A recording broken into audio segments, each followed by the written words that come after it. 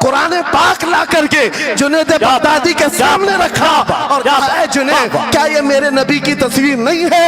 آنکھیں دیکھنا ہو تو پڑھو ما زاغ البصر وما طغى، چہرہ دیکھنا ہو تو پڑھو والضحى واللیل اذا سجى، ہاتھ دیکھنا ہو تو پڑھو وما رمیت اذ رمیت ولکن اللہ رمی، اگر قدم دیکھنا ہو تو پڑھو لا اقسم بهذا البلد وانت حل بهذا البلد، اگر سینہ دیکھنا ہو تو پڑھو الم نشرح لك صدرك ووضعنا عنك وزرك، اگر اس نبی کی گفتار دیکھنا ہو پڑھو وما ينطق عن الهوى ان هو الا وحی یوحى، اس محبوب کی عطائیں دیکھنا ہو تو پڑھو انا اعطینا کل کا بابا نعرہ تکبیر، اگر پڑھنا ہے تو کنز الایمان سے پڑھا کرو، جہاں بریلی کا امام یہ بھی بتائے گا قرآن پڑھنے والا اپنے نبی کو یہ نہیں کہے گا میرا نبی میرے جیسا تھا یا اس کا علم ایسا تھا ویسا تھا، بلکہ بریلی کا امام بتائے گا قرآن پڑھنے والا اپنے نبی کو یوں کہے گا سرور کہوں کہ مالک و مولا کہوں تجھے، باغ خلیل کا گل زیبا کہوں تجھے، تیرے تو وصف عیب تناہی سے ہیں بری، حیران ہوں میرے شاہ میں کیا کیا کہوں تجھے، لیکن رضا نے ختم سخن اس پہ کر دیا خالق کا بندہ خلق کا آقا کہوں تجھے۔ ہمارا شیوا ہے پوری دنیا میں کہ صرف اور صرف رسول پاک کی غلام قوم ایسی ہے جو ایک منٹ میں پورا سناٹا طاری کر سکتی ہے۔ کسی نے ایک صاحب سے پوچھا تھا ویل ٹرینڈ فوج جو ہوتی ہے چاہے وہ امریکہ کی ہو کہ رشیا کی ہو کہ جاپان کی ہو چائنا کی ہو، ان سے پوچھا گیا کہ اگر 10,000 فوج کو صفوں میں کھڑا کرنا ہو اور ان کو ریڈی کرنا ہو تو آپ کو کتنا ٹائم لگے گا؟ کسی کے بارے میں کہا کہ امریکی فوج کے لیے ہمیں 4 گھنٹے لگ جائیں گے، ہم ترتیب دے دیں گے۔ رشین فوج کے لیے 3 گھنٹے لگ جائیں گے، چائنیز اور ایکٹیو ہیں 2 گھنٹے میں اپنی صفیں ترتیب کر لیں گے۔ اس مسلمان دانشور نے کہا اللہ کا کروڑوں احسان ہے 1,00,000 سے زیادہ کا مجمع ہوتا ہے حرم کعبہ میں بھی اور حرم رسول میں بھی، امام صرف 1 منٹ میں کہتا ہے صفیں درست کر لو، کسی کو ڈنڈا مارنے کی ضرورت نہیں، سب کی صفیں خود درست ہوتی ہیں۔ یہ قوم ہے جو اپنی صفیں خود درست کرتی ہے، مسجدوں میں جمعہ میں عیدگاہ میں جا کر کوئی لکڑی لے کر نہیں پھرتا کہ اپنی اپنی صفیں درست کر لو۔ ہر ایک کو اتنا شعور ہے کہ اپنی صفیں کیسے درست کی جاتی ہے۔ جب آپ کو اللہ تعالیٰ نے یہ نعمت عطا کی ہے مسجدوں میں صفیں درست کر سکتے ہیں 1 منٹ کے اندر، عیدگاہ میں 1 منٹ میں ہماری صف درست ہو سکتی ہے۔ اے نوجوانوں دنیا کو یہ بتاؤ صرف مسجد اور عیدگاہ نہیں، دنیا کے ہر میدان میں ہم اپنی صفیں درست کر سکتے ہیں۔ سبحان اللہ، ہر میدان میں ہماری صف درست ہو سکتی ہے۔ یہ اللہ کی طرف سے دی ہوئی بہت بڑی نعمت ہے۔ بس اب مجمع جو خاموش ہے اور متوجہ ہے، اب میری بات کو آگے میں بڑھاتا ہوں، توجہ سے سنیں۔ قرآنی علوم کے متعلق آپ کے سامنے چند باتیں رکھوں گا، اس لیے کہ مجھے کہا گیا بڑا پڑھا لکھا مجمع ہے اور مسلمان کے لیے پڑھا لکھا ہونا بہت لازم ہے، اس لیے کہ جہالت اسلام کا اپوزٹ ہے، جہالت اسلام کا اپوزٹ ہے۔ آپ کو ایک بات میں بتاؤں، جب بھی کہا جاتا ہے دور اسلام یعنی حضور صلی اللہ علیہ وسلم کی آمد کے بعد کے حالات کو دور اسلام کہتے ہیں، اس سے پہلے والے زمانے کو دور جہالت کہتے ہیں، جبکہ اسلام کا اپوزٹ تو کفر ہونا چاہیے، کفر ہونا چاہیے۔ یہ دور اسلام ہے اور اس سے پہلے دور کفر تھا، نہیں دور اسلام سے پہلے والے دور کو دور جہالت کہتے ہیں، اس لیے کہ بتانا ہے اسلام اور جہالت دو اپوزٹ چیزیں ہیں، دو اپوزٹ چیزیں ہیں۔ جاہل ہو اور مسلمان ہو اسے زیب نہیں دیتا۔ جس قوم پر آنے والی کتاب ہدایت کا پہلا لفظ اقرا سے شروع ہوتا ہے، اقرا بسم ربک الذی خلق، قرآن کا پہلا لفظ جو آیا ہے وہ کس نام سے آیا؟ پڑھو اپنے رب کے نام سے، پڑھو اپنے رب کے نام سے، اور علم نہیں ہے تو کچھ نہیں ہے تمہارے پاس۔ امام غزالی تو فرماتے الناس کلہم موتا الا العلماء، یہ سارے انسان مردہ ہیں، زندہ اگر کوئی ہے تو علم والا، علم والا زندہ ہے۔ اور جہالت کی تاریکیوں میں بھٹکنے والے کی مثال ایسی ہی ہے جیسے اندھیری کوٹھری میں بیٹھا ہوا ہے، کہیں روشنی کا آنے کا انتظام نہیں، اس کے سامنے حلوہ رکھو کہ گوبر رکھو، دونوں برابر ہے۔ جاہل آدمی کے لیے ایسا ہی ہے، کبھی اس کا ہاتھ اس میں پڑے گا، کبھی اس کا ہاتھ اس میں پڑے گا۔ جب نظر نہیں آ رہا ہے تو حلوہ کو گوبر سمجھ کر کھا لے گا، اور کبھی گوبر کو حلوہ سمجھ کے کھا لے گا، غلاظت اس کے لیے برابر ہو جائے گی۔ لیکن علم کو کہا گیا العلم نور، علم روشنی ہے۔ جس کے پاس علم آتا ہے وہ تمیز سیکھ جاتا ہے، اس کے پاس اخلاق آ جاتے ہیں، وہ حلال و حرام کے فرق کو سمجھنے لگتا ہے، برے اور اچھے کے درمیان فرق معلوم ہونے لگتا ہے۔ اسی لیے میرے عزیزو، مجھے بڑا گرو ہے اور فخر ہے، ہماری خانقاہ سے یہ آواز آتی ہے آدھی روٹی کھائیں گے اور بچوں کو پڑھائیں گے۔ بے شک، کیوں؟ بے شک، اس عظیم خانقاہ سے یہ آواز دی گئی، کیوں؟ صرف اس لیے نہیں کہ تم بڑے ہو کر کے ڈاکٹر بنو گے، انجینئر بنو گے۔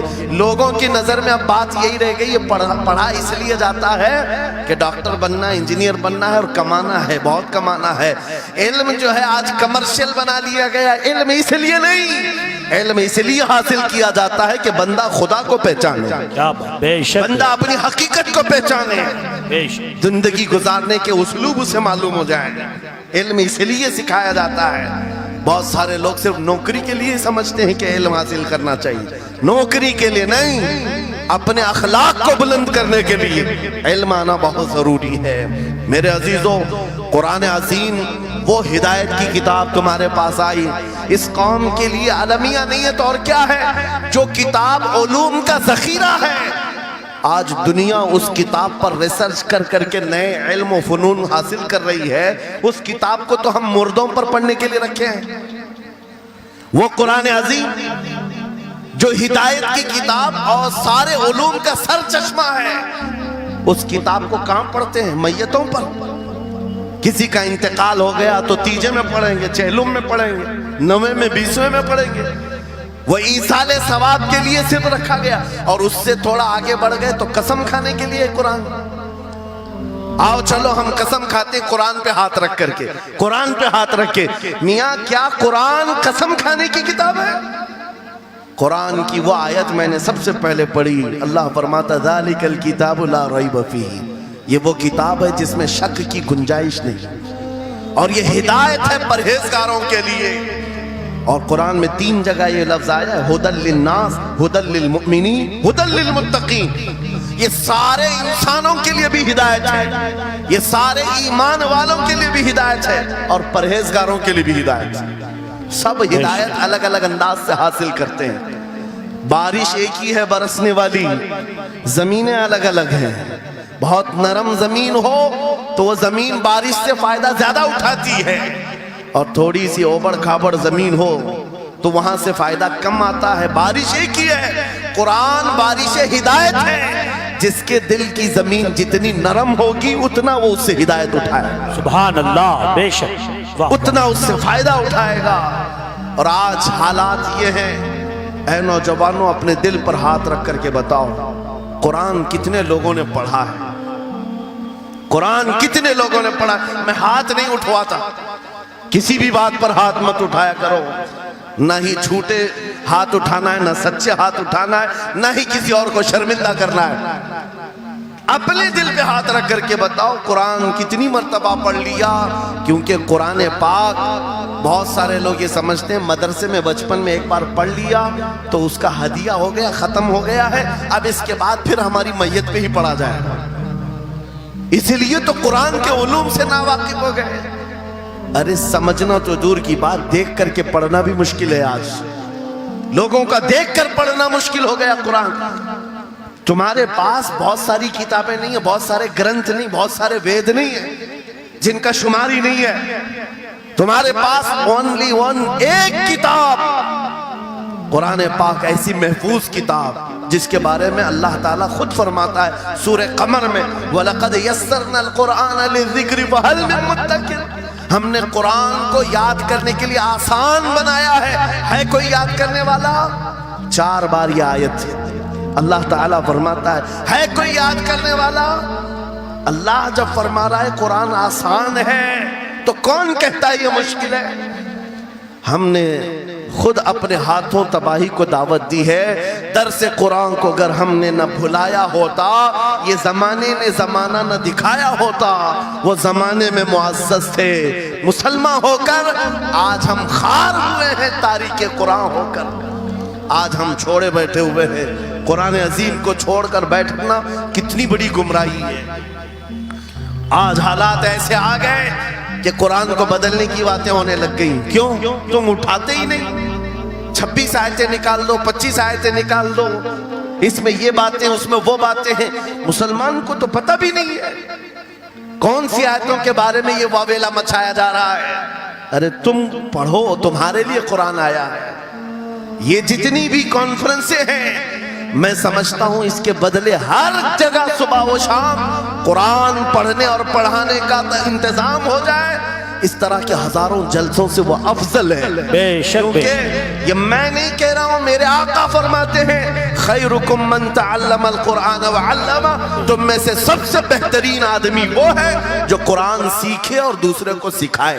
بے شک بے شک، سب سے بہترین آدمی وہ ہے قرآن کو سیکھے اور دوسرے کو سکھائے۔ آج نوجوانوں کے اندر ایک بڑی تعداد مجھے دیکھنے کو ملتی ہے، ان کو چھوٹی چھوٹی صورتیں بھی نہیں معلوم، قرآن دیکھ کر کے پڑھنا بھی نہیں آتا۔ بچپن میں ہمارے ماں باپ نے ہم کو سینے سے لگا کر کے قرآن مدرسہ بھیجنے کی عادت ڈالی تھی، اور جب اسکول جاتے تھے تو بستہ پیچھے لگا کے جاتے تھے۔ پتہ ہوگا، اسکول جاتے ہیں تو بستہ پیچھے رکھ کے جاتے ہیں، اور قرآن پڑھنے کے لیے جاتے ہیں تو سینے سے لگا کے جاتے ہیں۔ یہ ہمیشہ سے ایک ریت رواج چلا، بزرگوں کا ڈالا ہوا کہ بیٹا قرآن ہمیشہ آگے ہوگا، لیکن شعور آنے کے بعد تم نے قرآن کو پیچھے ڈال دیا، پیچھے کو آگے کر دیا۔ کوئی علم ایسا نہیں جو قرآن میں موجود نہیں، کوئی علم ایسا نہیں۔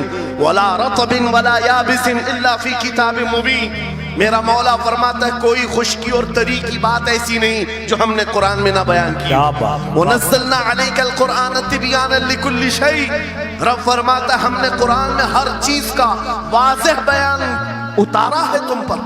اور سیدنا عبداللہ ابن عباس، مفسرین کے سردار، رسول پاک صلی اللہ تعالیٰ علیہ وسلم کے چچیرے بھائی حضرت عبداللہ بن عباس کہتے ہیں لَوْ ضَاعَ لِي عِقَالُ بَعِيرٍ لَوَجَدْتُهُ فِي كِتَابِ اللَّهِ، کہتے ہیں اگر میرے اونٹ کی نکیل کی رسی بھی گم ہو جائے میں اس کو کتاب اللہ قرآن میں ڈھونڈ لوں گا۔ کیا بات، واہ واہ واہ واہ، میں اس کو قرآن میں ڈھونڈ لوں گا۔ ان کے پاس علوم قرآن تھے، اور آپ کیا سمجھتے ہیں قرآن میں کیا نہیں ہے؟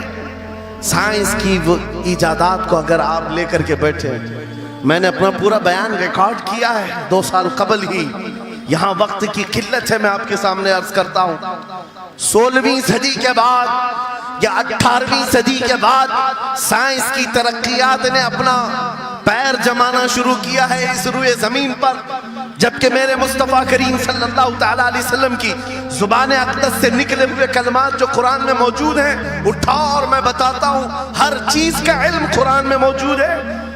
جب کوئی سونوگرافی کا انتظام نہیں تھا، نہ سی ٹی سکین ہو سکتا تھا، نہ ایکس رے کا کوئی علم کسی کے پاس تھا، اس وقت قرآن کہہ رہا ہے ایمبریالوجی کے بارے میں۔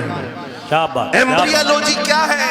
بچہ پیدا ہونے کی جو اس کے نشو نما کی جو مدت ہوتی ہے، کس طرح پیٹ میں بچے کی تخلیق ہوتی ہے، قرآن میں مولا فرماتا ہے ثم جعلناه نطفة في قرار مكين ثم خلقنا النطفة علقة فخلقنا العلقة مضغة فخلقنا المضغة عظاما فكسونا العظام لحما ثم انشأناه خلقا آخر فتبارك الله احسن الخالقين۔ مولا فرماتا ہے ہم نے نطفے سے علقہ بنایا۔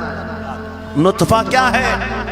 سپم کا وہ ایک قطرہ جو مرد کے ذریعے سے عورت کے رحم میں جاتا ہے، اس کے بچے کی تھیلی میں جاتا ہے، ایک نطفہ، ایک بوند، جس کو نطفہ کہا گیا ہے۔ مولا فرماتا ہے ہم نے نطفے سے علقہ بنایا۔ علقہ کس کو کہتے ہیں؟ سائنس میں پڑھنے والے اگر اسٹوڈنٹس ہوں تو سمجھ جائیں گے، اگر کوئی میڈیکل سائنس کا کوئی اسٹوڈنٹ ہے تو اسے معلوم ہونا چاہیے ایمبریالوجی میں چپچپا ہوا چنگم جو ہوتا ہے اس کو علقہ کہتے ہیں عربی میں، اور آج سائنس یہ کہتی ہے کہ پہلے باپ کے نطفے کے ایک قطرے سے ایک چھوٹا سا خون کا ٹکڑا بنتا ہے جو چپچپا ہوتا ہے، پھر اس کے بعد ایک گوشت کا ٹکڑا ہوتا ہے، پھر اس کے بعد اس میں ہڈیاں بنتی ہیں، پھر اس کے بعد اس پر چمڑیاں آتی ہیں، پھر اس کے بعد اس کی آنکھیں ساری چیزیں بن جاتی ہیں۔ یہ پروسیس ہے 9 مہینے ماں کے پیٹ میں، اور ہر ایک کے ویکس گنے ہوئے ہیں۔ فرسٹ ویک میں کیا ہوتا ہے، سیکنڈ ویک میں کیا ہوتا ہے، تھرڈ ویک میں کیا ہوتا ہے، ایمبریولوجی کا پورا علم ہے۔ سائنس آج 21ویں صدی میں اس ایمبریولوجی کو تمہارے سامنے لا رہی ہے۔ عربوں کے اس دور کی بات کر رہا ہوں جہاں لوگوں کو گھر بنانے کا علم نہیں تھا، اور قرآن ماں کے پیٹ میں پیدا ہونے والے بچے کی تخلیقات بیان کر رہا ہے۔ نعرہ تکبیر، نعرہ رسالت، فیضان قرآن مقدس، فیضان شیخ المشائخ، نعرہ تکبیر، نعرہ رسالت۔ واہ واہ۔ مشہور سائنسدان ہے فرینک پریس نام سے، جس نے یہ تھیوری دنیا کو بتائی کہ ارضیات زمین کے اندر جو وسعت ہو رہی ہے، اور اس کے بعد اس نے کہا تھا، فرینک پریس نام کا انگریز مورخ اور انگریز سائنسدان نے کہتا ہے زمین جو ہے پانی کے اوپر ہے، اور ایسے ہی پانی کے اوپر کوئی چادر بچھا دی جائے تو کبھی چادر ادھر ہو سکتی، کبھی ادھر ہو سکتی ہے۔ اس چادر کو مضبوط رکھنے کے لیے اس پر پہاڑوں کا ہونا بہت ضروری ہے۔ یہ 19ویں صدی میں فرینک پریس کہہ رہا ہے، اور میرا مولا قرآن میں فرماتا ہے، اللہ تعالیٰ فرماتا ہے والجبال اوتادا، ہم نے پہاڑوں کو میخ بنا کر کے زمین پر گاڑا۔ کیا بات، واہ واہ، بے شک بے کہ شک۔ زمین کو ہلنے نہیں دیتے پہاڑ۔ ارضیات کا علم، آسٹرونومی کے بارے میں، آسٹرولوجی کے بارے میں قرآن میں موجود علوم آپ پڑھو۔ زولوجی کے بارے میں، جانوروں کے علوم کے بارے میں قرآن میں پڑھو۔ رب تعالیٰ پرندوں کے ان اشکال کے بارے میں بیان فرما رہا ہے، یہ جھنڈ کے جھنڈ جاتے ہیں، جماعت کی جماعت ہوتی ہیں۔ چونٹیوں کے بارے میں پوری سورہ موجود ہے، ان کے کھانا تقسیم کرنے کا طریقہ کیا ہے، ان کے ایک دوسرے کو پکارنے کا طریقہ کیا ہے، ان میں جب ایک چونٹی مر جاتی ہے تو اس کو دفنانے کا طریقہ کیا ہے۔ یہ کون بیان کر رہا ہے؟ یہ قرآن بیان کر رہا ہے، قرآن پاک بیان کر رہا ہے۔ جب ترقیات اس قدر آگے آ گئی کہ مشینوں کے سہارے سے آج ذرے کو دیکھا جاتا ہے، پرکھا جاتا ہے، اور پھر دنیا کو بتایا جاتا ہے یہ ہماری تحقیق ہے، اور قرآن اس زمانے میں بیان کر رہا ہے۔ میرے عزیزو ایک بات بتاتا ہوں، 18ویں پارے میں سورہ نور میں ایک آیت آئی ہے، اس آیت کے بارے میں بتاتا ہوں بعد میں، لیکن 18ویں صدی میں ایک سائنسدان جو امریکہ کی سفر پر تھا، اس نے اٹلانٹک اوشین میں ایک جگہ ایسی دیکھی جہاں پر اتنا اندھیرا ہے کہ ہاتھ نکالو تو بھی نظر نہیں آئے، سورج کی روشنی بھی نہیں پڑتی۔ واپس آ کر کے اس نے کہا میں نے ایک ایسی جگہ دریافت کی ہے جہاں سورج کی روشنی ہی نہیں پڑتی اور اپنی آنکھوں کو کچھ نظر نہیں آتا۔ اگر ہاتھ نکال کر کے دیکھو، سمندر کے بیچوں بیچ اٹلانٹک اوشین، یہ کوئی تالاب کا نام نہیں ہے، یہ لمبا سفر طے کر کے کوئی ایک جگہ کو ڈھونڈ لیا ایک سائنسدان، اور آ کر کے دنیا کو بتا رہا ہے میں نے ایک ایسی جگہ معلوم کی جہاں پر خوب اندھیرا ہوتا ہے، ہاتھ بھی نظر نہیں آتا۔ جب وہ آ کر کے بتاتا ہے، ایک عالم ربانی نے قرآن کی آیت پڑھی، مولا قرآن میں فرماتا ہے اذا اخرج یدہ لم یکد یراہا ومن لم یجعل اللہ لہ نورا فما لہ من نور۔ قرآن میں اللہ فرماتا ظلمات بعضها فوق بعض، ایک جگہ ہم نے ایسی بنائی ہے جہاں اندھیریوں پر اندھیریاں ہیں، جہاں ہاتھ بھی نکالو گے تو ہاتھ نظر نہیں آئے گا۔ قرآن میں 1400 سال پہلے یہ جب بات آئی، اس سائنسدان کو بتایا گیا، یہ تو اللہ نے قرآن میں بیان کیا ہے۔ اب اور تعجب کی بات کیا ہے سنو، وہ آیا سائنٹسٹ، کہا یہ کس کی بیان کی ہوئی کتاب ہے؟ کہا محمد رسول اللہ کی، مکہ میں پیدا ہوئے، مدینے میں زندگی گزاری، عقیب دن کی۔ اس نے کہا میں ان کے بارے میں جاننا چاہتا ہوں، ہو سکتا ہے وہ سمندروں کے بہت بڑے ماہر تھے، وہ سمندری علوم کے بارے میں بہت کچھ جانتے تھے، انہوں نے زندگی کا بہت سارا حصہ سمندروں کے سفر میں گزارا ہوگا۔ اس زمانے میں ان کو اٹلانٹک اوشین میں موجود یہ اندھیرا کیسے پتا چلا؟ تعجب کی بات ہے، حیرت کی بات ہے۔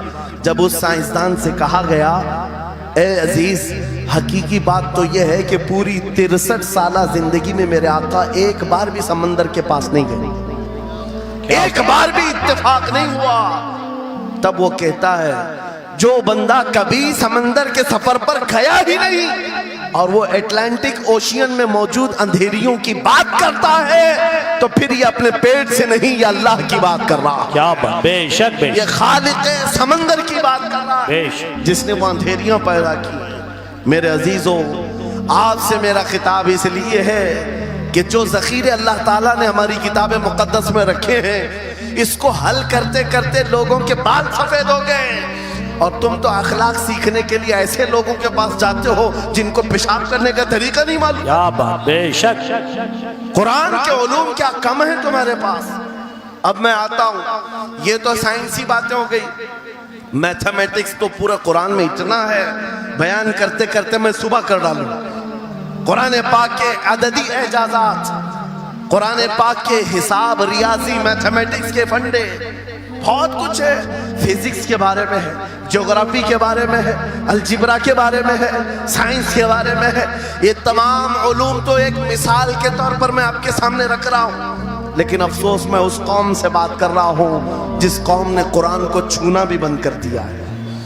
جا کر کے دیکھیں، آج ہی جا کر کے دیکھیں گھروں کے اندر تمہارے ٹی وی، فریج اور واشنگ مشین تو دھول سے صاف ہوں گے، روزانہ صاف کرتے ہوں گے، قرآن کو ہفتے ہو گئے کبھی چھوا بھی نہیں۔ گرد جمی ہوئی، دھول لگی ہوئی ہے۔ قرآن کے ساتھ یہ ناانصافی بند کر دو، قرآن کے ساتھ یہ دوہرا معیار بند کرو۔ آپ کو پتا ہے قیامت کے دن میرے آقا فرماتے ہیں جو دو چیزیں جس کی حمایت میں آ گئی اس کو جنت میں جانے سے کوئی نہیں روکے گا، اور دو چیزیں جس کے خلاف کھڑی ہو گئیں پھر اس کو دوزخ میں جانے سے بھی کوئی نہیں روک سکتا۔ حضور سے پوچھا گیا وہ دو چیزیں کیا ہیں؟ حضور فرماتے ہیں جس کی حمایت میں رمضان اور قرآن کھڑے ہو گئے اس کا جنت میں جانا طے ہو جاتا ہے، کیا بات، واہ واہ۔ اور جس کے خلاف کھڑے ہو گئے رمضان اور قرآن، حضور فرماتے ہیں پھر اس کا دوزخ میں جانا طے ہو جاتا ہے۔ اللہ اکبر۔ اللہ کے رسول دانائے غیوب، کائنات کے سردار میرے آقا دعا کرتے ہیں اللہم اجعل القرآن حجتا لنا لا حجتا علینا۔ یہ میرے نبی کی دعا ہے، آپ توجہ کریں۔ حضور جب یہ دعا کر رہے ہیں اے اللہ قرآن کو قیامت کے دن میرا حمایتی بنا، میرے خلاف نہ بنا۔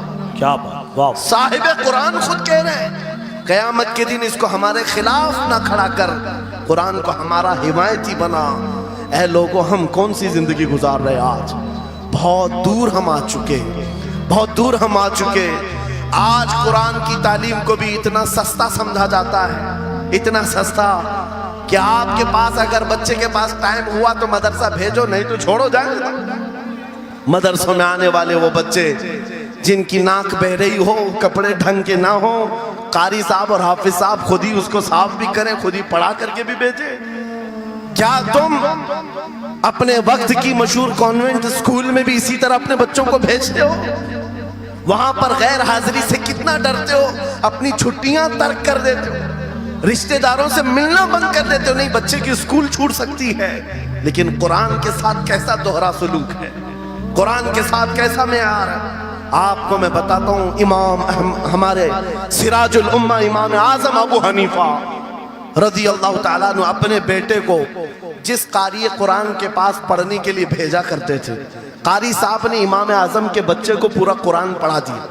ناظرہ قرآن کی بات کر رہا ہوں، جب پورا قرآن بچے نے پڑھ لیا تو امام اعظم ابو حنیفہ کو یہ مبارکبادی دی گئی کہ آپ کا بچہ پورا قرآن پڑھ چکا ہے حافظ صاحب کے پاس۔ تو امام اعظم بڑے تاجر تھے اپنے زمانے کے، انہوں نے کیا کیا، اس قاری صاحب کو 4 لاکھ درہم نذرانے میں بھیجا۔ سبحان اللہ۔ کتنا؟ 4 لاکھ درہم، چاندی کے سکے ہوتے تھے۔ امام اعظم ابو حنیفہ نے جیسے ہی قاری صاحب کے پاس جو قرآن پڑھائے تھے یہ نذرانہ بھیجا، ان کے پاس یہ نذرانہ پہنچا، 4 لاکھ تو چھوڑو، آج کے زمانے میں 4000 بھی کسی کو دیتا نہیں۔ حافظ قرآن اگر کسی بچے کو پڑھایا ہے، اور میں مانگ بھی نہیں رہا ہوں قوم سے، امام اعظم کی بات بتا رہا ہوں، جب نذرانہ قاری صاحب کو پہنچا انہوں نے دیکھا 4 لاکھ درہم میرے پاس آئے، اتنی بڑی رقم، بچے کو خالی قرآن ہی پڑھایا تھا۔ دوڑے دوڑے واپس امام اعظم ابو حنیفہ کے دولت کدے پر آ گئے. گھر پر آئے, کہا حضور آپ سے میں یہ پوچھنا چاہتا ہوں کہ غلطی سے تو یہ رقم میرے پاس نہیں آ گئی, یہ کس لیے دی گئی ہے؟ کہا کہ یہ تو آپ نے قرآن بچے کو پڑھایا, میں نے ہدیتاً بھیجا ہے. کہا حضور صرف ناظرہ قرآن ہی تو پڑھایا, اتنی بڑی رقم. امام اعظم ابو حنیفہ نے کہا قاری صاحب آج چلے جاؤ, اور اپنے بیٹے کو بلایا, ادھر آ بیٹا, کل سے اس حافظ کے پاس پڑھنے کے لیے تو ہرگز نہیں جائے گا, کل سے اس کے پاس تو علم حاصل کرنے نہیں جائے گا. بچے نے پوچھا حضور کیا ہو گیا؟ کہا جو بندہ میرے 4 لاکھ درہم کو قرآن سے بڑا سمجھتا ہے, میں اس کے پاس اپنے بیٹے کو نہیں پڑھا سکتا. میں نے تو قرآن کا ایک حرف کی قیمت نہیں ادا کی, اس نے قرآن کے اوپر میری رقم کو سمجھ لیا. آج ہم نے قرآن کو کہاں سمجھ لیا ہے؟ وہ امام اعظم ابو حنیفہ فرماتے ہیں جو قرآن سے زیادہ مال کو اہمیت دیتا ہے اس کے پاس بچوں کو پڑھاؤ بھی مت, نہ پڑھاؤ. عزیزان گرامی وقار, ہمارا یہ دوہرا سلوک, ہمارا یہ دوہرا معیار قرآن کے ساتھ جو ہماری ناانصافی ہے, ہمیں اخلاقی پستی میں لا کر کھڑا کر چکی ہے, اخلاقی پستی میں لا کر کھڑا کر چکی ہے. ارے ہم دیکھ رہے ہیں آئرہ غیرہ نتو کھیرہ ہمیں سکھانے آ رہا ہے, بڑھانے آ رہا ہے کہ تمہیں ڈیولپمنٹ کے بہت ساری چیزیں بتائی جاتی ہیں کہ تمہاری پرسنالٹی ڈیولپمنٹ کیا ہوتی ہے. علی گڑھ والے تو نوجوان بہت سارے جو اسٹوڈنٹس ہیں جانتے ہوں, بی اے کر لیا, ایم اے کر لیا, بی کام کر لیا, یا کچھ بھی کر لیا, ڈگری حاصل کر لیا. بڑی بڑی کمپنیاں آج پوچھتی ہیں کہ اس کے پاس پرسنالٹی ڈیولپمنٹ ہے یا نہیں. یہ کیا ہے پرسنالٹی ڈیولپمنٹ؟ کچھ بڑے بڑے شہروں کے نوجوان ہمارے پاس آئے تھے, کہا ہم کورس کر رہے ہیں. کہا میں نے پوچھا اس میں ہوتا کیا ہے؟ کہا اس میں سکھایا جاتا ہے بیٹھنا کیسا ہے, لوگوں سے ملنا کیسے ہے, کھانے کے لیے بیٹھے تو چمچ کہاں رکھنا ہے, برتن کہاں رکھنا ہے, لوگوں سے ہینڈ شیک کیسے کرنا ہے, یہ ساری چیزیں سکھائی جاتی ہیں. میں نوجوانوں سے پوچھا کہ اچھا کتنے مہینے کا؟ کہیں 6 مہینے کا, کہیں سال بھر کا. کہا افسوس ہے اس قوم پر جس کا رسول آیا تھا یہ کہتے ہوئے بعثت لأتمم مکارم الاخلاق, میں سب سے بلند اخلاق سکھانے کے لیے دنیا میں آیا ہوں. اس رسول کی امت آج ایسے لوگوں کے پاس اخلاق سیکھنے جا رہی ہے جس کو حلال و حرام کی تمیز نہیں, جس کو کھڑے ہو کر پیشاب کرنے میں فخر لگتا ہو, اس کے پاس تو یہ اخلاق سیکھنے جا رہے ہیں, پرسنالٹی ڈیولپمنٹ سیکھنے جا رہے ہیں. اور میں تمہیں بتاتا ہوں قرآنی اخلاق کیا ہیں. مولا کریم نے اپنے حبیب کو جو بیان کیا ہے, سورہ لقمان اٹھاؤ, باپ اپنے بیٹے کو نصیحت کیا کیا کرتا ہے, اگر 3 آیتیں بھی پڑھ لو تمہاری زندگی سدھر جائے گی. لقمان حکیم اپنے بیٹے سے کہتے ہیں یا بنی اقم الصلاۃ وامر بالمعروف وانہ عن المنکر واصبر علی ما اصابک, اے بیٹا نماز پڑھا کر, برائیوں سے بچا کر, اچھائیوں کی بات کر, جو مصیبت آئے اس پر صبر کر. یہ صرف جملے نہیں ہیں, یہ جملے نہیں ہیں. لقمان حکیم نے اپنے بیٹے کو جو ڈرایا تھا, قرآن کہتا ہے یا بنی انہا ان تک مثقال حبۃ من خردل فتکن فی صخرۃ او فی السماء او فی الارض یأتی بها اللہ. آج ہر باپ کو چاہیے کہ یہ نصیحت اپنے بیٹے کو کرے. ہر باپ اپنے بچے کو یہ بات بتائے, سنو کیا لقمان کہتے ہیں, بیٹا برائی اگر تو نے کر لیا یہ مت سمجھنا کہ میں رات کے اندھیرے میں چھپ کر لیا. آج تمہارے ہاتھ میں موبائل گناہوں کا اڈا بن کر کے آیا ہے. صرف ایک ٹچ سکرین پر ساری دنیا تمہارے سامنے ننگی ناچتی ہوئی نظر آتی ہے.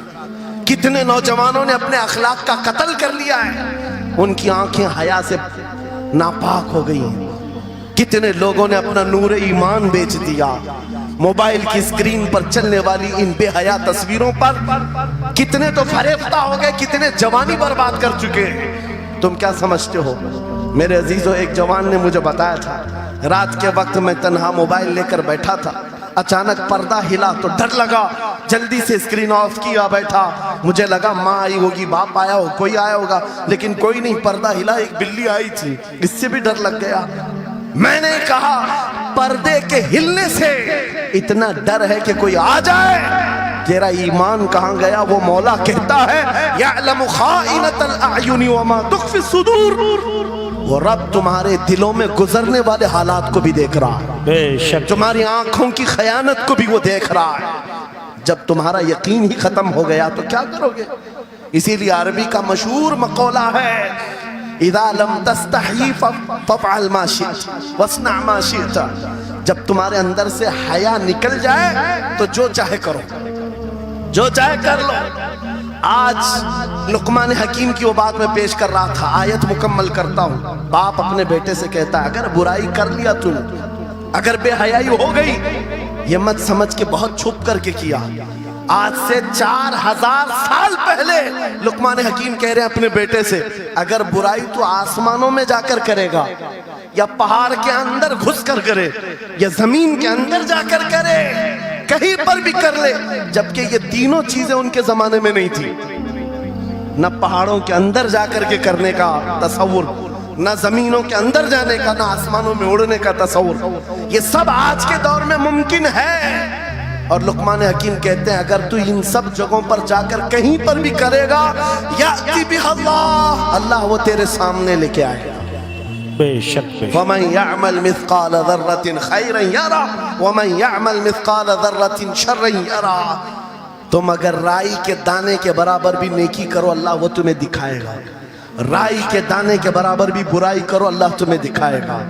اخلاق سیکھنے کے لیے دوسری جگہ جاتے ہو، اگر یہ فارمولا کسی کو یاد ہو جائے، میں کہتا ہوں سارے سی سی ٹی وی کیمرے بند ہو جائیں، اس بندے کو کوئی بہکا نہیں سکتا جس کے دل میں صرف اتنا خیال ہے کہ میرا مولا مجھے دیکھ رہا ہے، بے شک بے شک بے میرا رب مجھے دیکھ رہا ہے۔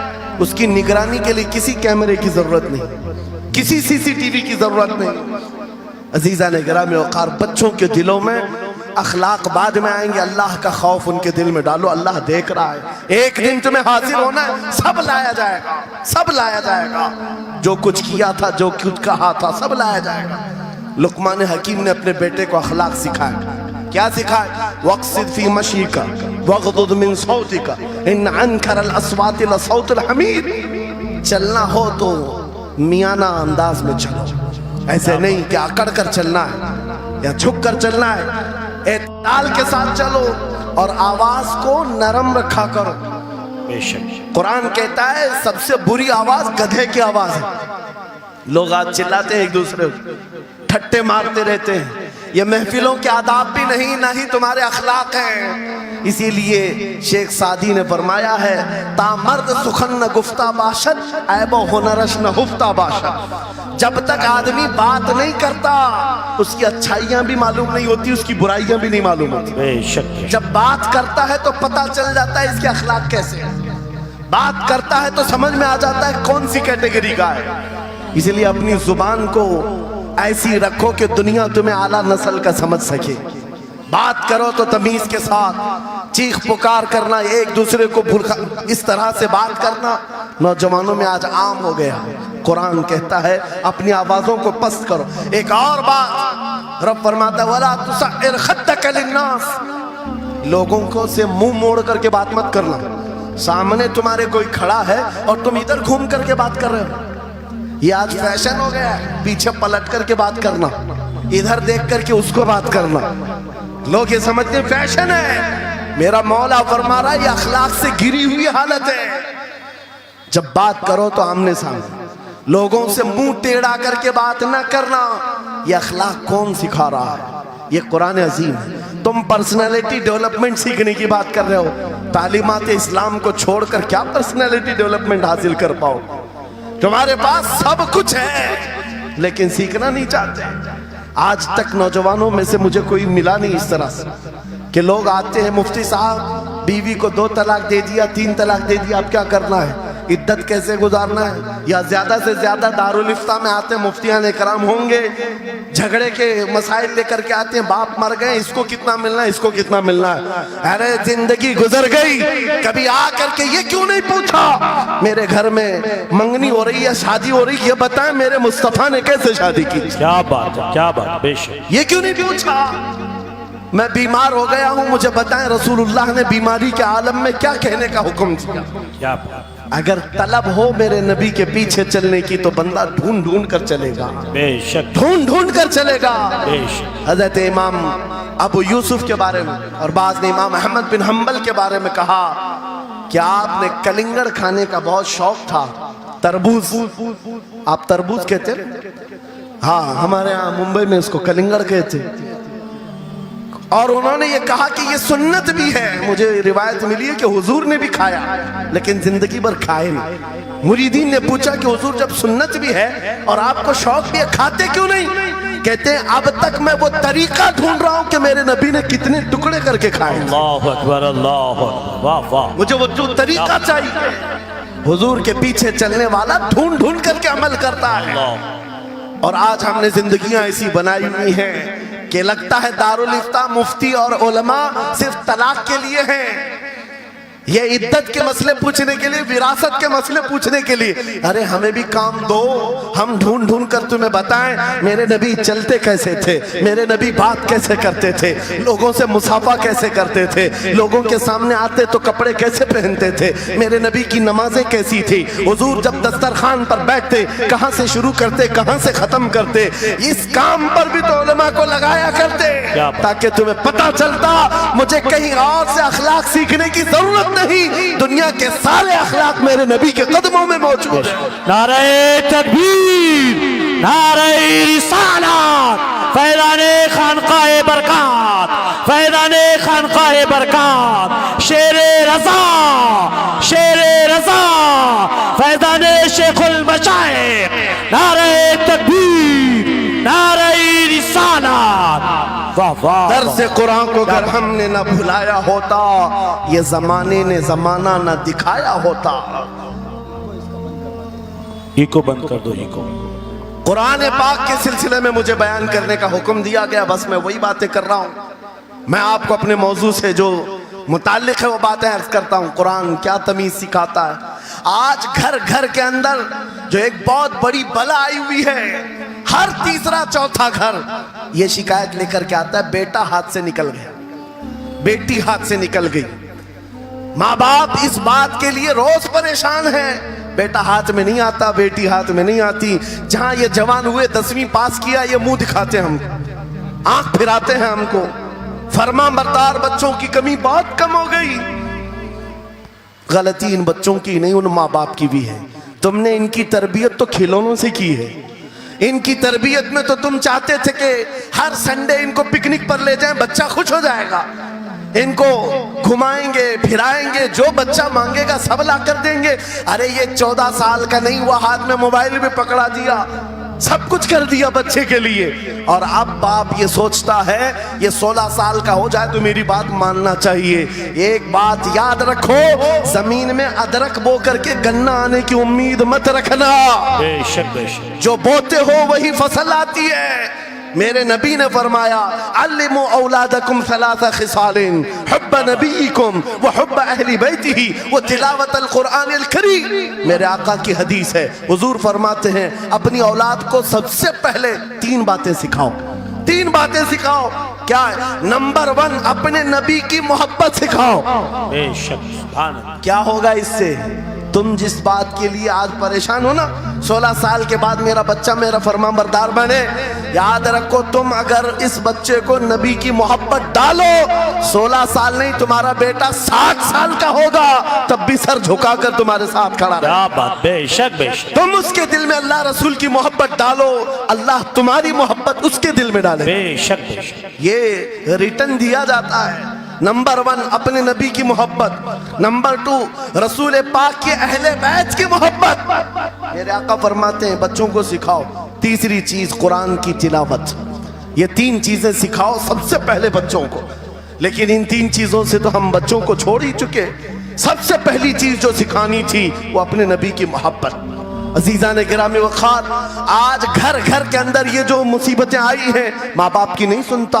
ماں باپ اگر جوان لوگ ابھی شادی کر رہے تو ابھی سے طے کر لو، بچہ ہوگا، یہ خواب نہیں دیکھیں گے پہلے اس کو کیا بنانا ہے۔ تم اگر اللہ اور اس کے رسول کی محبت ڈالنے کی خواب لے کر اس بچے کی تربیت کرو، انشاءاللہ وہ ڈاکٹر بھی بنے گا، انجینئر بھی بنے گا، پروفیسر بھی بنے گا، لیکن ساتھ میں عاشق رسول بھی بنے گا۔ سبحان اللہ، سبحان اور جہاں یہ دولت لے کر کے کھڑا ہوگا، عشق رسول کی دولت لے کر کھڑا ہوگا، اور پروفیسر بھی ہو جائے، ڈاکٹر بھی ہو جائے، کچھ بھی ہو جائے۔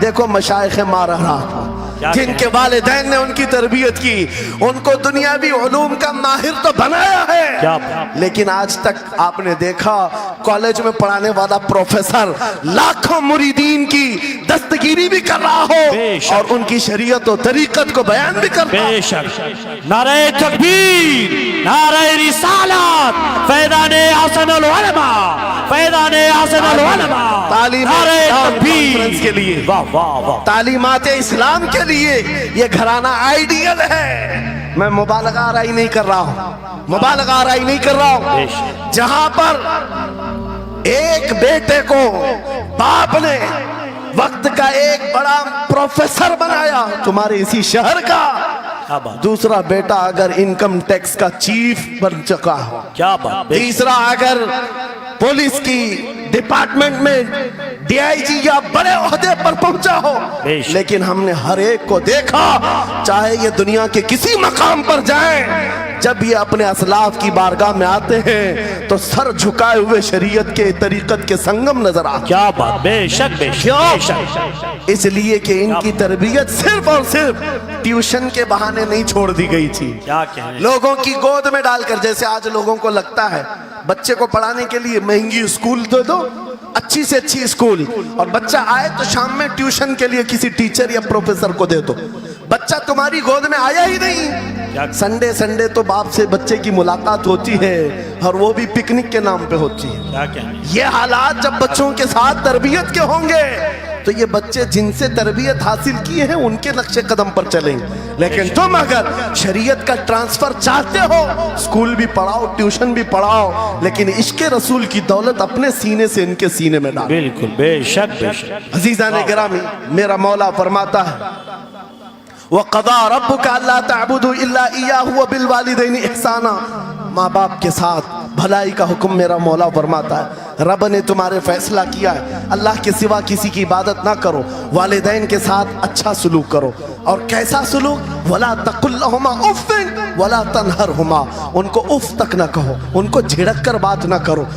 نوجوانوں یاد رکھو، جس دن تم نے اپنی ماں یا اپنی باپ کو الٹا جواب دینا شروع کیا، اس دن سے تم پر رزق کے دروازے بند ہو جاتے ہیں، برکت کے دروازے بند ہو جاتے ہیں۔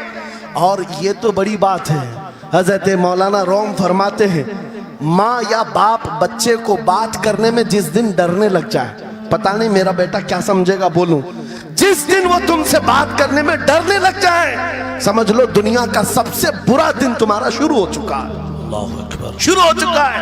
ہونا تو یہ چاہیے کہ تمہاری جوانی نہیں، تمہاری عمر بیتنے کو آ گئی، اگر ماں باپ کو اللہ نے سلامت رکھا، چاہے وہ بوڑھے بستر مرض پر ہوں، اس وقت بھی ادب کے بازو پھیلائے ہوئے ہوں، ادب کے بازو۔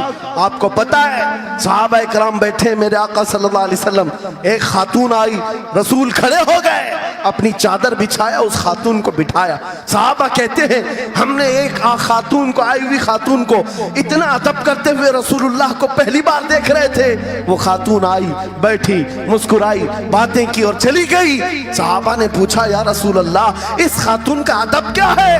میرے آقا فرماتے ہیں یہ میری دائی، میری دودھ پلانے والی ماں حلیمہ سعدیہ، کیا بات، واہ واہ، پیدا ہوئے نہیں، دودھ پلائی ہوئی ماں کا یہ ادب میرے نبی نے سکھایا۔ یہ اخلاق قرآن کے ہیں میرے عزیزوں، قرآن کے ہیں۔ یاد رکھو نوجوانوں، ان بوڑھے ماں باپ کو آج جتنے لوگوں نے ترسایا ہے اور انہیں گھٹ گھٹ کر جینے پر مجبور کیا ہے، وہ آج کی رات توبہ کر کے جائیں، توبہ کر کے جائیں، مصافحہ کریں، ان کے ہاتھ چومیں۔ یہ تم سے کیا تمنا رکھتے ہیں؟ بس اتنی کہ تم اپنے پیروں پہ کھڑے ہو جاؤ، ڈھنگ کا کمانا سیکھ جاؤ۔ نوجوان کو ان کا ڈانٹنا برا لگنے لگتا ہے، ماں بار بار چلاتی ہے، बाप बार बार डांटता है, घर छोड़कर भाग गया। फिर उसके बाद याद रखो अल्लाह ताला ऐसे जूतों पर तुम्हें डाल देता है जो तुम्हारी हैसियत के भी नहीं होते, कमतर लोग तुम्हें हाँकते रहते हैं। इससे बेहतर है हमें पैदा की हुई माँ, हमें दूध पिलाई हुई माँ अगर डांटती है, कोसती है, मारती है, ये नेमत है। बेशक। एक नौजवान के बारे में मैं अक्सर कहा करता, हमारे साउथ का था, बड़ा बिगड़ा हुआ, माँ मेरे पास आई थी, कह रही थी इसको समझा ले मैं बेवा हूं, इसका बाप बचपन में मर गया, ये बच्चा 2 साल का था, मेरा शोहर मर गया, मैं घरों की पतेलियां मांझ करके इस बच्चे को बड़ा की हूं, लेकिन आज ये औबाश बन गया है। बदमाशों की दोस्ती। मैंने उस नौजवान को बुलाया था, अपने करीब किया, समझाया, अल्लाह ने उसको समझ दे दी। वो लड़का थोड़ा बहुत सीधे रास्ते पर आया और बेंगलुरु गया था कमाने के लिए। मैंने कहा नौकरी कर, तेरी माँ कुछ नहीं चाहती, वो जिंदगी तो गुजार चुकी, अपने हाथों से कमाई है, बस ये चाहती है कि तेरी कमाई का एक लुकमा खा ले। ऐ नौजवान, क्या अपनी माँ को इतना भी सुख नहीं देना चाहता? गया था कमाने के लिए। मेरे अजीजों, आज भी वो मौजूद है, आज भी है। वो कमाया, महीना भर गुजरा था या 2 महीने, अपनी तनख्वाह लेकर के वतन वापस आया। अपने घर के पास जिस दिन वो पहुंचा था, घर के बाहर बहुत भीड़ जमी थी। लोगों से पूछा उसने तो पता चला उसकी माँ आज ही सुबह इंतकाल की। अल्लाहु अकबर। वो पैसों की गड्डी ला करके जो कमाया था 1 महीने 2 महीने की तनख्वाह माँ के कदमों में रख दिया। बहुत रोया। ये बात मैं तकरीरों में इसलिए कहता हूँ, उसने कई बार कहा मुफ्ती साहब नौजवानों को सिर्फ इतनी बात कहें, मैं इस अजाब में रोज मरता हूँ, मेरी माँ जिंदगी भर लोगों के जूठे मांझ करके मुझे खिलाती रही और मैं एक लुकमा मेरी माँ को खिला ना सका। जिस दिन मैं लाया था पैसे, ये तो दुनिया से चल पड़ी। मुझे आज रोज इस बात का गम सताता है। आप नौजवानों से खिताब करते हैं, कम से कम इनसे कह दें कि तुम्हारे माँ बाप जिंदा हैं, होश में आ जाओ, अपने हाथों से उनको खिला तो सको, उनके हाथ पकड़कर चला तो सको। इसलिए कि दुनिया की अजीम नेमत है, जिसका बाप जिंदा है, जिसकी माँ जिंदा है, उसके हक में वो दुआ कर ले। मेरे आका फरमाते हैं नबियों की दुआ उम्मत के बराबर जो होती है, वो बाप की दुआ बेटे के बराबर होती है। आज मैं गुफ्तगू समेटता हूँ, ख़त्म कर देता हूँ, इसलिए कि अखलाक इस्लाम बहुत वसी मौजू है, बहुत वसी मौजू है। लेकिन आपके लिए सिर्फ इतनी बात काफ़ी है कि कुरान को छोड़ करके अगर दूसरी जगह सीखने जाओगे तो मारे मारे फिरोगे। आज वापस आ जाओ उसी कुरान पर जिसको मेरे आका ने हमारे उरूज का जरिया बनाया है, हमारी तरक्की का रास्ता बनाया है। जानते हो जब दुनिया के पास पार्लियामेंट नहीं थी, चलाने के लिए उसूल नहीं थे, पूरी दुनिया को कुरान ने उसूल बताए हैं, कानून बताए हैं। इस एक कुरान से फिक़ह हनफी मिला, फिक़ह शाफ़ई मिला, फिक़ह हम्बली मिला, फिक़ह मालिकी मिला। ये तो 4 मैंने नमूने बताए, 1 2 नहीं 18 फिक़ह की तदवीना पूरी दुनिया में मौजूद है। इस कुरान पर लिखी जाने वाली तफसीरों की तादाद पूरी दुनिया की किताबों से सबसे ज्यादा है। 700 तफसीरों के नाम मेरे पास मौजूद है, हर तरह से अलग अलग तफसीर की गई है, दुनिया की मुख्तलिफ जुबानों में इसके तर्जुमे किए गए। वो एक कुरान ऐसा है जो आज भी बबांगे दुहल पूरी दुनिया को चैलेंज कर रहा है। अगर तुम अल्लाह की बात को झूठा मानते हो, कुरान की तरह एक आयत ला करके बता दो, एक सूरत ला करके बना दो। आज दुनिया तरक्की बहुत कर चुकी होगी, टेक्नोलॉजी पर ये पाबंदे सलासिल कर चुकी और चांद पर कमंदे डाल चुकी, सूरज की शुआओं को कैद करके करंट बना दिया हो, सयाल मादे से दुनिया ने केमिकल बना दिया, सब बना दिया। लेकिन एक बात तय है, पूरे इंसान मिल जाएं, पूरे जिन्नात मिल जाएं, मेरा मौला फरमाता फिर भी वो कुरान के मिसल नहीं ला सकते। बेशक बेशक, वाह, कुरान के मिसल नहीं ला सकते। ये मौजज़ा तुम्हारे पास है, ये मौजज़ा तुम्हारे पास है, दुनिया के पास ये दौलत नहीं। उठो वगरना हश्र न होगा फिर कभी, दौड़ो के जमाना चाल अपनी चल गया।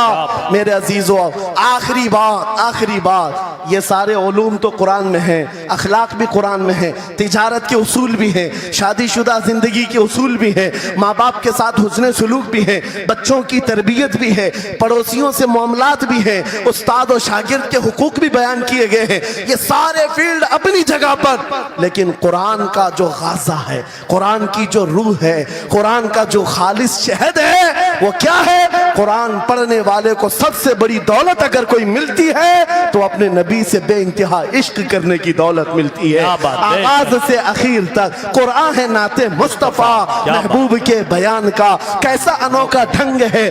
جنید بغدادی کے زمانے میں ایک آرٹسٹ آیا تھا, ایک مصور, لوگوں کی منہ بولی تصویر کھینچتا تھا.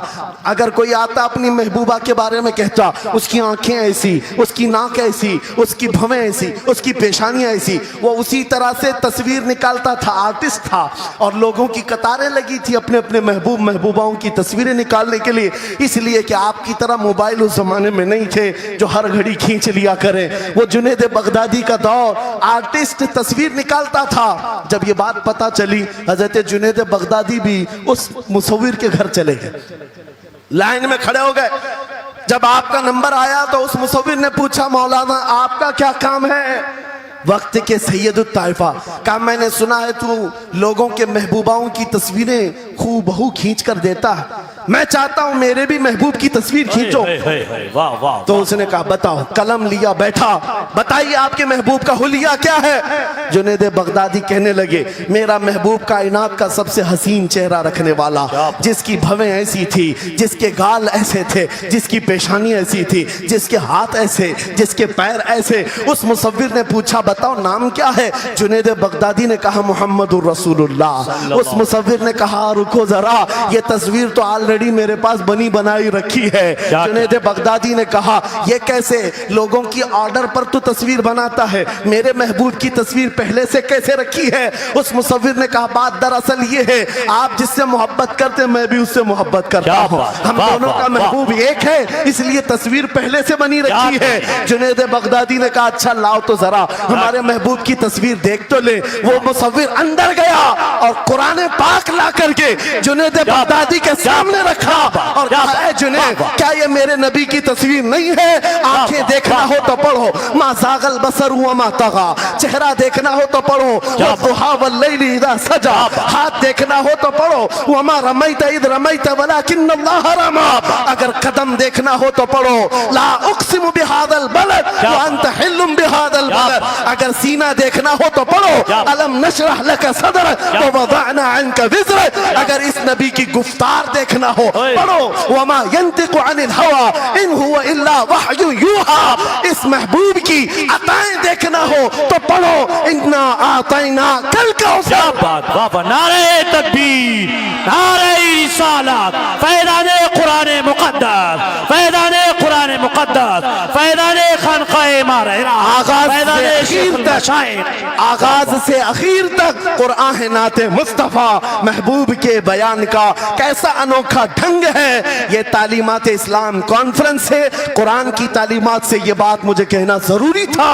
قرآن صرف اخلاق کی تعلیم نہیں, صرف معاشیات کی تعلیم نہیں, بلکہ قرآن عشق رسول کی تعلیم دیتا ہے اور حب رسول سکھاتا ہے.